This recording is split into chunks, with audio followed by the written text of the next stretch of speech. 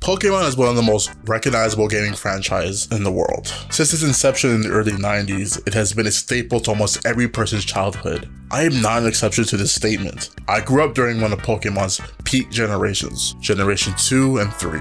I have very fond memories of this time, even though I didn't really engage in much trading or battling amongst my friends due to my school's annoying ban on personal electronic devices, or PEDs or whatever the hell they want to call them. Quickly after Gen 3's conclusion, I lost interest in the series. I honestly couldn't pinpoint the cause of it, it just sort of happened. But that didn't stop Pokemon's damn near cancerous growth. If you had asked me when I was 15 if Pokemon was going to be even bigger than whatever it was at that time, I wouldn't believe you. Here I am now, interested in a 9th mainline title, and I've never been more disappointed.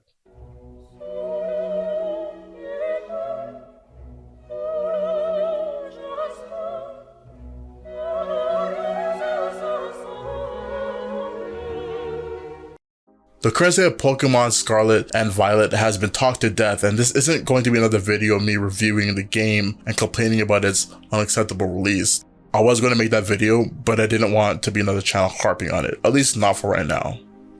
So screw it. I looked towards the Pokemon community for some semblance of joy and competence, and that was exactly what I found. The Pokemon community has got to be one of the most passionate fan bases that I've ever seen. The reason why you're a fan of Pokemon could be completely different from one person to the next. It could be the mainline games, competitive game scene, competitive card games, spin-offs, and the anime. Like that's actually absolutely fucking massive. I've taken a liking to the wonderful YouTube channels like False Swipe Gaming, Scott's Thoughts, Pokemon Challenges, and Blunder. These channels made me want to boot up a Pokemon game myself, which I did because of an acquaintance who had given me their copy of Pokemon Emerald, and after beating it, I wanted a little bit more. I was aware that fans would modify existing Pokemon games to add improvements, and would even create original content and brand new games that would be referred to as Pokemon ROM Hacks. The ones that piqued my interest first were Wilds and Pokemon Polished Crystal. Both use the graphics from the Gen 2 games, and I've always found the sprite work of the Gen 2 games to be vibrant and beautiful.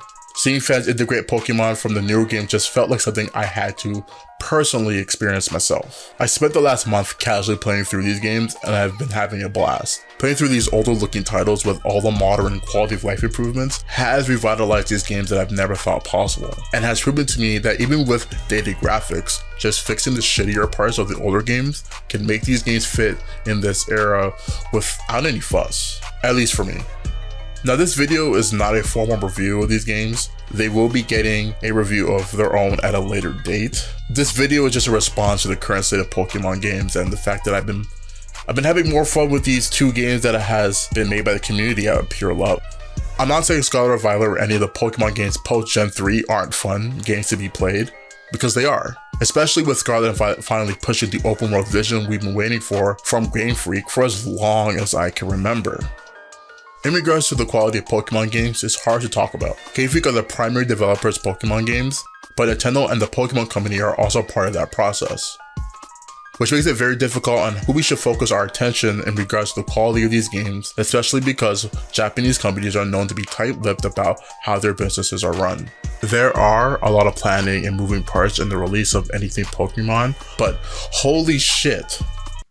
I don't know. You think Pokemon's massive size and success would be in everyone's interest? To be the best, to be the face of polish and excellence, and the reason why everyone comes to grab your product is because the quality is the #1 value your company has, and you would understand if your fans didn't support you when you make a mistake of this size.